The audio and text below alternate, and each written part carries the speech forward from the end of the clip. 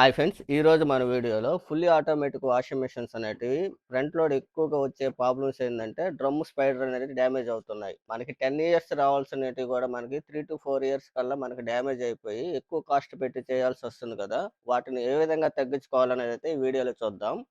ఏ company washing machine అయినా ఈ problems కామనేనండి.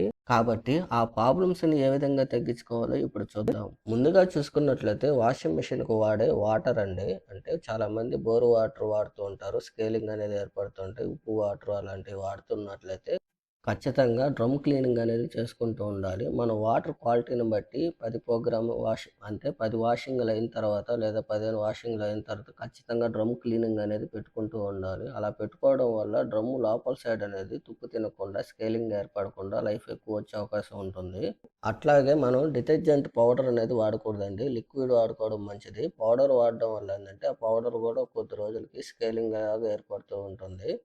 తర్వాత పాయింట్ గాని చూసుకున్నట్లయితే ఇది వెరీ ఇంపార్టెంట్ అండి. చాలామంది చేసే తప్పు ఇదే. మనం వాషింగ్ అయిపోయిన తర్వాత గుడ్లు బయటికి తీసిన తర్వాత వెంటనే మెయిన్ డోర్ అనేది క్లోజ్ చేసేస్తారు. అట్లాగే పైన డిటర్జెంట్ ఏసే ట్రే ఉంటుంది కదా! అది కూడా క్లోజ్ చేయకూడదు.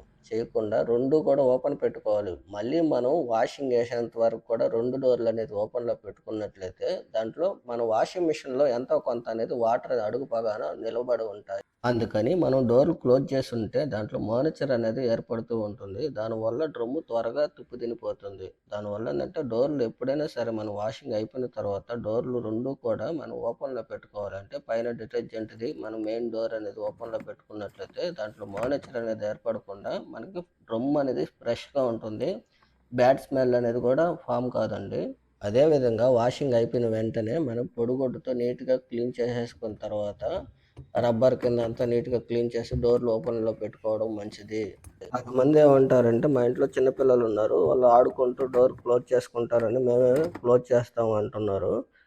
ఆ విధంగా చిన్న పిల్లకాయలు ఉన్నట్టయితే డోర్ క్లోజ్ చేసుకోవడం మంచిది. లేదంటే డోర్‌కి కొన్ని మోడల్స్ ఏందంటే లాక్ ఏసుకునే సిస్టమ్ గూడా ఉంటుంది. ఆ విధంగా లాక్ చేసుకోవడం వల్ల డోర్ క్లోజ్ కాదండి. ఈ వీడియో గాని మీకు ఉపయోగపడుతుందన్నట్లయితే మీ ఫ్రెండ్స్ అండ్ ఫ్యామిలీ మెంబర్స్‌కి షేర్ చేయండి. Bye friends. నెక్స్ట్ వీడియోలో మళ్ళీ కలుసుకుందాం.